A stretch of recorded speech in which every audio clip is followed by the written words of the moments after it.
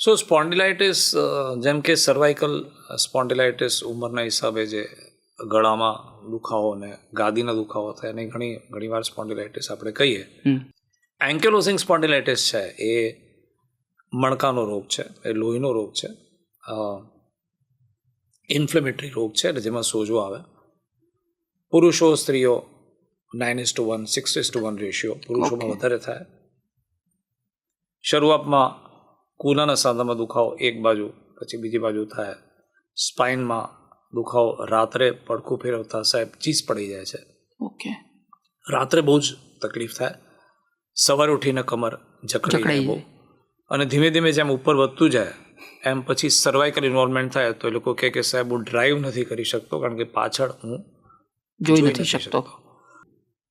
અને peripheral joints એટલે કે જેમ સમથીઓમાં વાત થઈ આપણે કે કાંડામાં વધારે પગના સાંધા, ઘૂંટણ છે, પગનું કાંડું છે, એ બધું વધારે પકડાય. અને પછી તો અમુક લોકોને આંખમાં પણ અસર થઈ શકે, એને યુવીઆઇટિસ કહીએ. લાલ થઈ જાય આંખને, દેખાવામાં તકલીફ થાય. અને અમુક લોકોને આંતરડામાં ચાંદા પડે તો ડાયરિયા થઈ શકે, ડાયરિયામાં લોહી પડે, સોરાયસિસ થાય. સોરાયસિસમાં પણ એન્કિલોઝિંગ, વાળમાં પોપડી ઉખડે કાનની પાછળ. આ બધા એસોસિએશન સ્પોન્ડિલોઆર્થરાઇટિસમાં થાય. ઓકે. અને એન્કિલોઝિંગ સ્પોન્ડિલાઇટિસનું નિદાન એક્સરે પરથી થાય. ઓકે.